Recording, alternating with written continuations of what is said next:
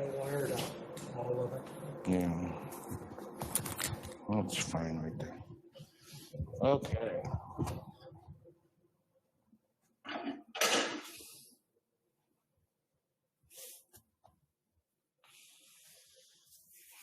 Where's my...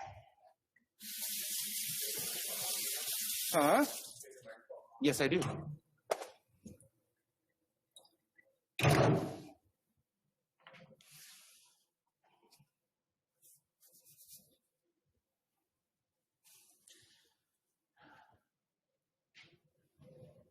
Well, you guys know we're having lamb ragu. Yes, sir. Yep. I'm so excited about it too. That's right. Oh, I think you need to stay. 2 minutes. All right, 2 minutes.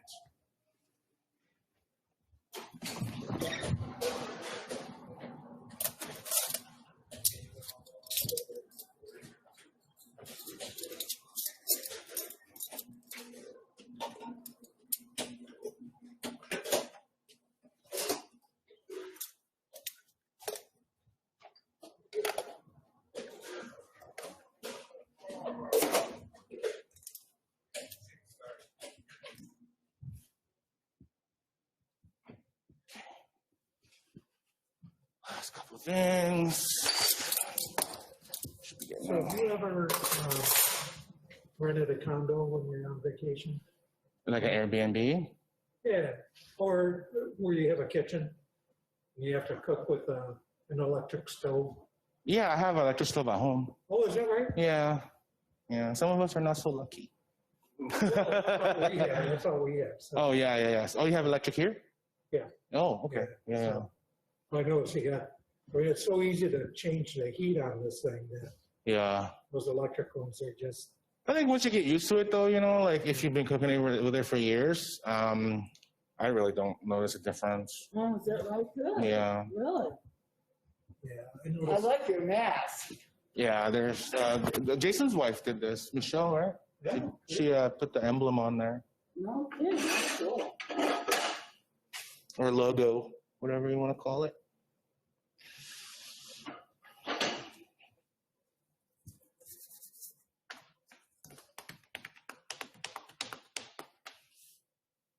Yeah, these new efficient stoves, that the element comes on, cycles on and off, when you're at down low heat. So it's deceiving sometimes. If you look at it, it's not on anymore. It took me a while to get used to that because, the older elements, they just stayed on, but at low.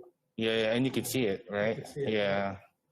Well, my stove's pretty, at home, it's pretty traditional as far as just... All right, welcome everybody. Beautiful day here at Seven Summits Lodge. We got a few of our trilogy members here to watch Dino prepare some lamb ragu today, and they're real excited about it. So we'll turn the floor over to Chef Dino Cruz here, and as always, recipes are posted online if you want to check it out and make it at home. The floor is yours, sir. Hey, Hello, everyone. We are welcome to the class today. We are going to be doing, like Doug said, a lamb ragu with pappardelle pasta. So I've got our pan here on hot. It is our usual steel pan with a heavy bottom. First thing I'm going to do is kind of lightly toast our fennel seed.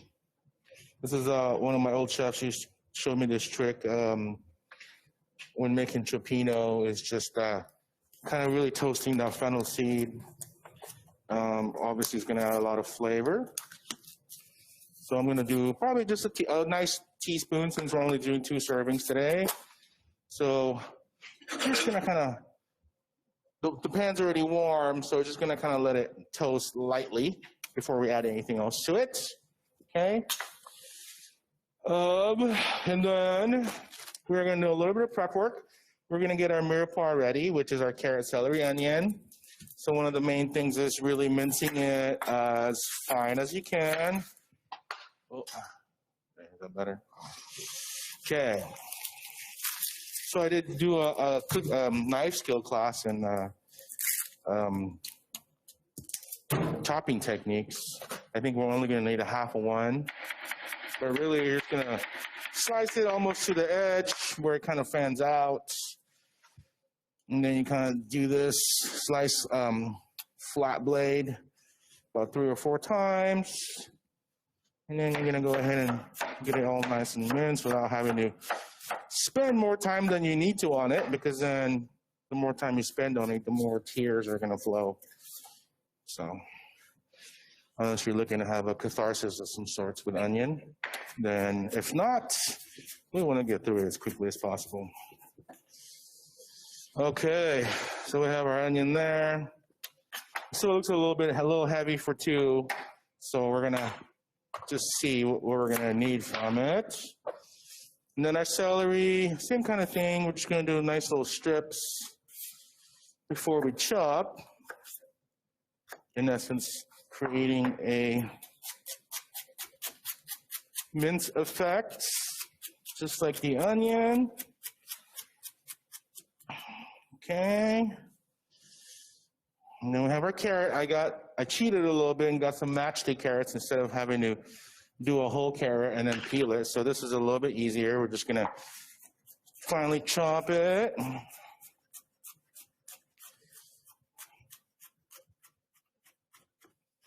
Keep an eye on our pan. Starting to bubble a little bit. We just wanna make sure it kind of just gets slightly toasted.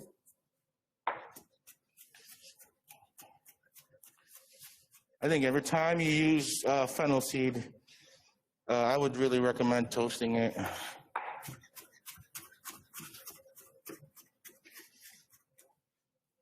Okay, we're spending a little bit more time on the carrot just because we're just rough chopping it, but it all looks good there.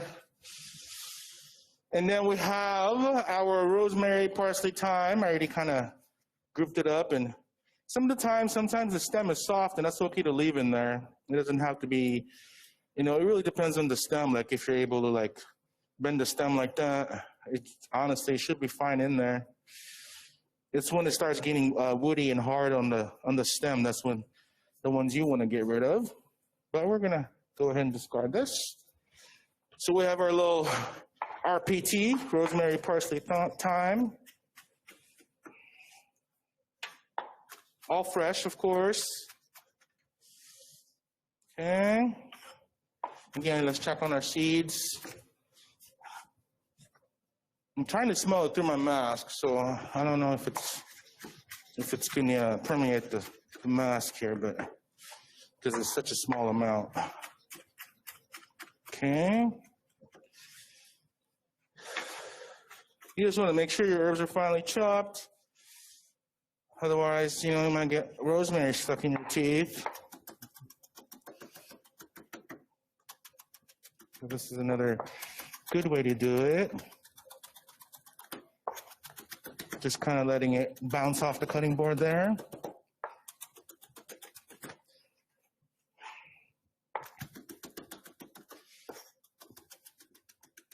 Okay. And then a little bit more of this, kind of really get it fine chopped. Looks pretty good.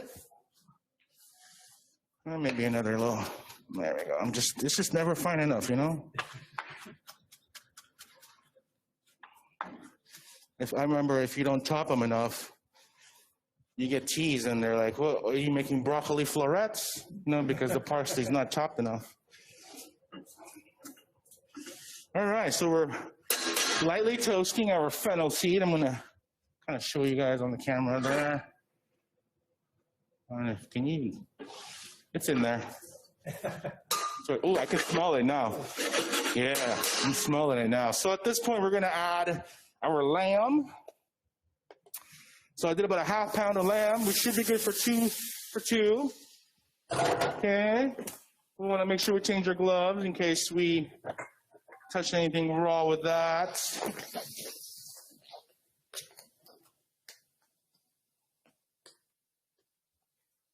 Okay, so it's we're doing a 3 tomato on it. We're doing tomato paste, some homemade marinara, and some grape tomatoes. So what's the next step, you say? I'm going to say salt and pepper is going to be our next step here. If you guys have watched enough of our classes, you should know that by now.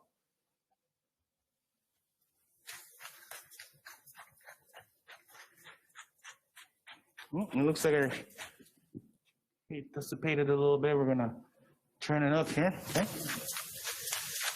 Okay. I mean, another little spoonful of salt. Okay, so we're gonna brown our meat.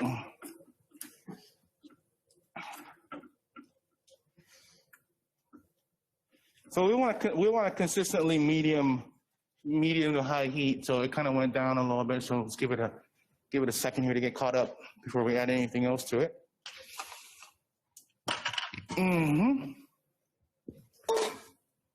Once we can start hearing that sizzle, that's when we know we're back in the game here.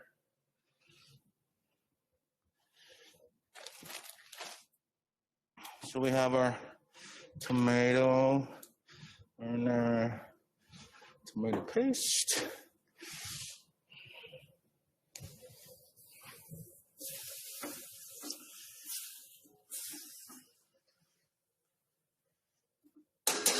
Emma, you can do it.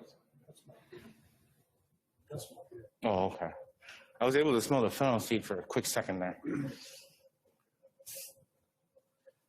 All right, so we got a little bit of sizzle action. So we are going to continue adding ingredients. Like I said, we probably only need about half of that onion. The recipe I sent you guys, or you should have available, is serve 6. I believe it calls for 1.5 pounds of ground lamb. This is 80-20 count lamb. No need to drain it though, because we're going to really soak up all that oil that's coming out of there with our veggies.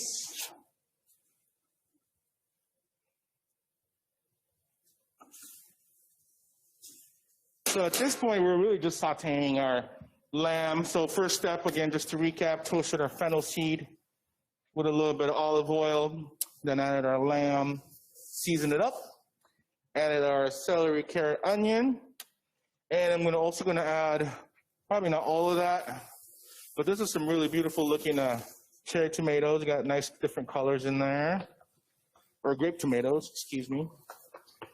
Probably gonna add about half of that. I believe the recipe calls for 1 cup for serve 6. So we're gonna do like a 1/4 cup.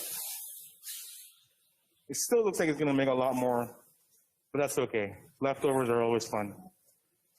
Since we added some new ingredients in there, let's go ahead and do another little dash of salt and pepper, specifically in the tomato, if you can target that.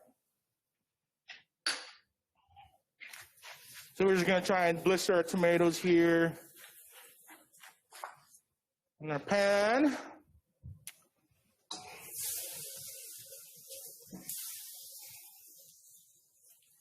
It depends on how you like your lamb. So now you can either like really grind it up to where it's like fine ground, or you can want like nice chunks in there. Either way works.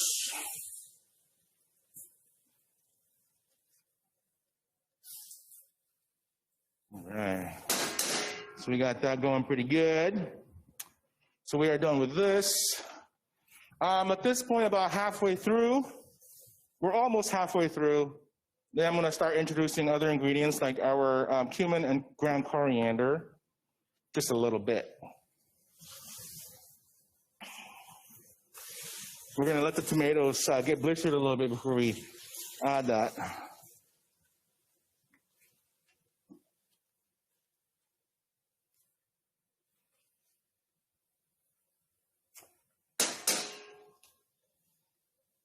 It's pretty similar to bolognese, I would say, except for the introduction of cumin, coriander, and fennel. But it's got the makings for a bolognese. Even the red wine goes great in there, and tomatoes. So.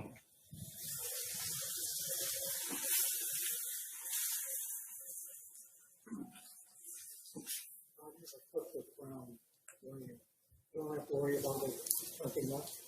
No, as long as you kind of use your utensil to get in there while it's browning. So if you let it brown without stirring it, then it's going to be a little bit harder. Okay. So you want to get it in there like literally as soon as you put it in there.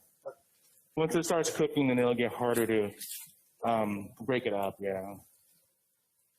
It's the same as hamburger. It really acts the same way. Sometimes it even smells the same way until you taste it, you know. So like we're using New Zealand ground lamb. It's not going to be as gamey as domestic lamb. It won't be like as gamey like Colorado lamb, for example, you know. Just how they're fed and how they're raised. Okay, we got some nice action going on in there. We are going to sprinkle a little bit of ground coriander, just a little bit, probably a quarter teaspoon. Okay. Same with our cumin, just a little bit. About a quarter teaspoon there. Maybe another little dash. We just don't want it to overpower. We don't want the cumin. It's still such a strong ingredient. We don't want it to overpower the whole dish here. Oh yeah. Now I can smell it through. Yeah. Yeah, now I can really smell it. And it's smelling really delicious. We're just gonna continue to do this. Continue to saute our ingredients here. Let's see. At this point, we're about halfway there right now. So what I'm going to do, I like to add half of the fresh herbs and then the other half later. Just to kind of have a double effect there, like fresh in the cook and then more fresh if necessary.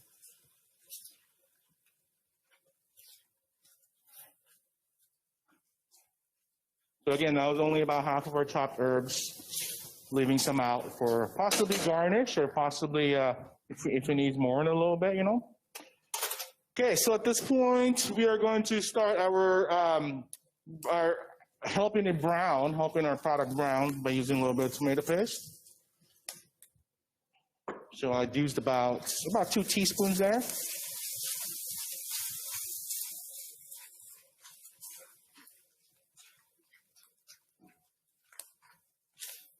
And we are creating that brown at the bottom of the pan like I always talk about, the foam. That's being created at the bottom here, and we want all that stuff to go in our sauce. So we want to make sure we're watching our pan carefully. That way we can lift up all that brown on the bottom there when we deglaze it with our red wine.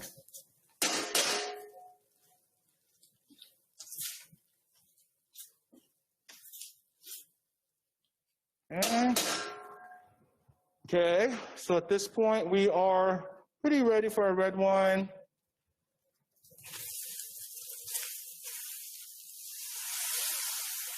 So I did about a half cup of red wine. And now at this point we can turn it down after we deglaze. We'll turn it down on low simmer and just kind of let our flavors incorporate with each other there. My goodness, this smells really, really good. We're gonna add a little bit of our stock just to kind of help with the deglazing process as well. And if you add too much stock, that's okay. You can always reduce it down. Just let it evaporate, reduce it down. Okay. Ooh, yeah. So this is gonna be really, so as you can see, I'm kind of really working the bottom of the pan there after I deglaze it with the wine to really lift up all that stuff from the bottom. We don't want that left in the pan. Like I always say, you know, when you saute something, the bottom of the pan, and when you're finished with the dish, the bottom of the pan should be clean, like it was before you started. So we're gonna add a little bit more stock here. And really, we're in the final phase here. Okay, so we have our stock there, you guys. You guys can see, so it kind of looks like that, right? Now we're gonna add our marinara. So obviously, you know, I don't know about you guys having to make homemade marinara, but you can get some high quality spaghetti sauce, high quality, you know, like Paul Newman's really good, you know, like the organic brands are really good. Just kind of pick go choose the higher end spaghetti sauce, and you should be good. And really, that's just kind of adding another layer of flavor that we're looking for here.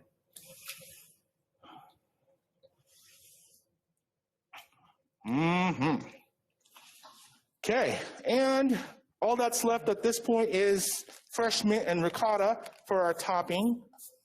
So I'm gonna go ahead, since there was nothing raw on our cutting board, I'm gonna find some good mint here. Sometimes I left it out too long and then it kind of gets, let's see, I'm gonna use that one. We don't need a lot, you know, probably for 3/4 cup of ricotta, you know, probably a tablespoon. For some reason, lamb and mint really go well together. Like, so that's a good deal. And then we can just kind of chiffonade it. Just make sure your knuckles are in tight there. This is actually really hard to do with a glove on, because then you're like, oh, it's a little piece of blue in my mint. But I think we're okay right now. Just have to really watch it. Okay? So as long as they're still red. As long as there's no. Yeah. Oh, yeah, because then it'll match the cutting board. Yeah. Okay, so our ricotta is unwhipped. It doesn't, I mean, it's your choice, really, what you want to do. We're going to add that. We're just going to kind of mix it.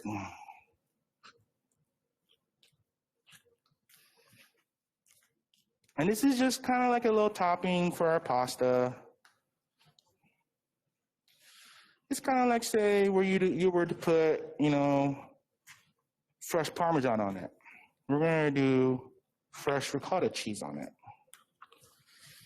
Just kind of mix that till it looks like that.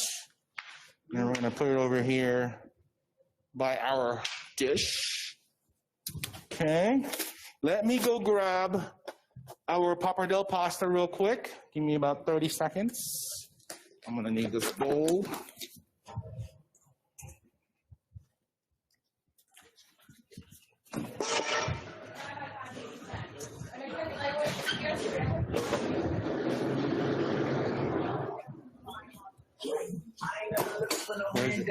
And she's like, I tried to like lie to me. She's like, I didn't do it.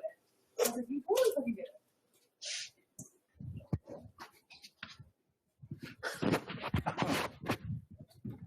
Okay, back here real quick. So we did cook our pappardelle to al dente, so a little bit of bite in there. So as soon as our sauce is simmering, which actually it is now, that's when we're gonna add our pasta, and we're gonna kind of let the pasta soak up a little bit of that sauce.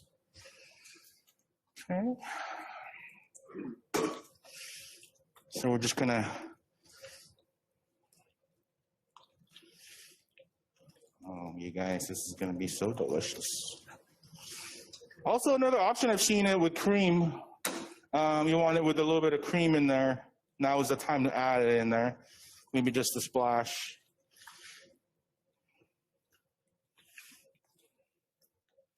But at this point, we're just gonna go traditional ragu without the cream here.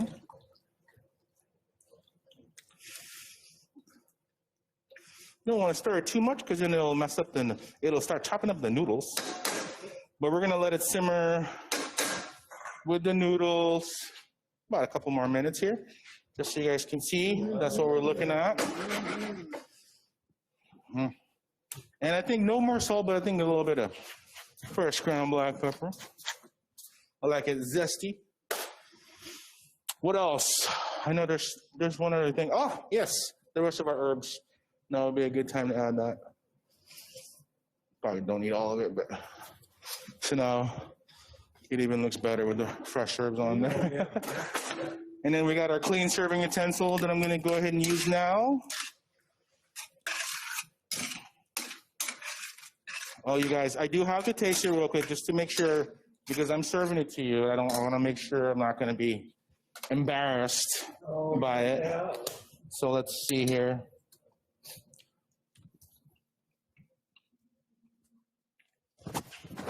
Oh yeah, very delicious. Just a little sprinkle for the pasta.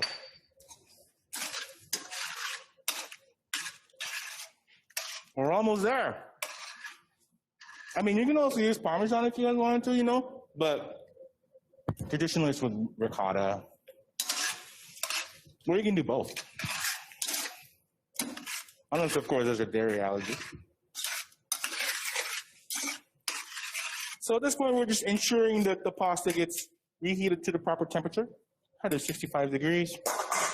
And we're making sure that the sauce is absorbed by the pasta as much as possible.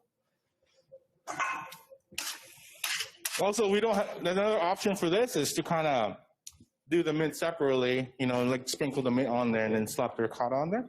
But it kind of looks cool with the little green specks on it, I think. Yeah, it's pretty. Makes it a little bit more fancy. All right, we got a hard simmer going on here, so we are within seconds of. So what I'm looking for now is the pasta to change a little bit of color to really kind of, you know, help absorb some of that sauce, and a key part of that is making sure your pasta is not too overcooked. You really want to make sure it's got a nice bite to it, al dente still. That way it still has that room to absorb stuff, to absorb liquid. Because if the pasta is like really overcooked, it's not going to absorb as much liquid anymore because it's pretty much absorbed as much as it could. So this ensures us. So as you guys can see, the pasta now it kind of looks brown a little bit, huh?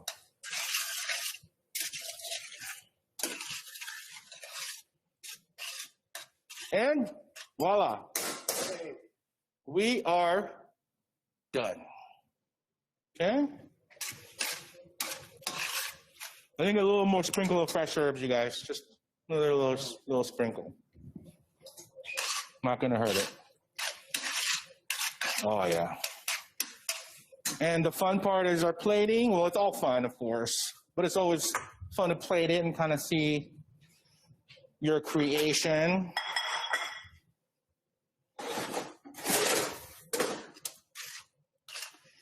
So one thing I like to do is kind of get the pasta on first. Oops. I'm gonna wipe that off.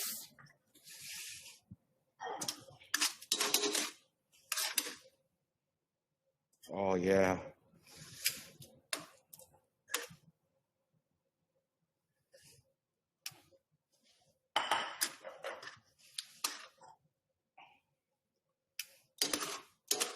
Oh man. Okay, and then we're gonna kind of heap on a little bit more sauce, obviously here. So I don't really have a spoon, so we're just gonna use tongs.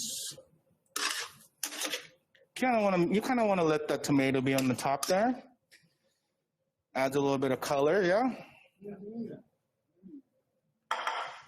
Okay.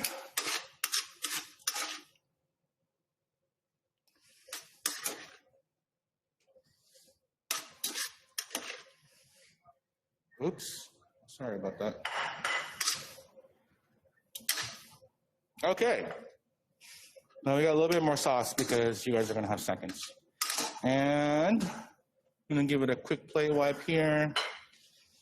You know, it'd be kind of nice, maybe a little bit of this just for looks. You know, a little bit of this. So now we're just gonna kind of make our plates look really nice. A bit of that, just a little sprinkle around on the white part of the plate. Shoot, are you guys even able to see that? Sometimes. And that's it. Get our scoop of minted ricotta here. All right.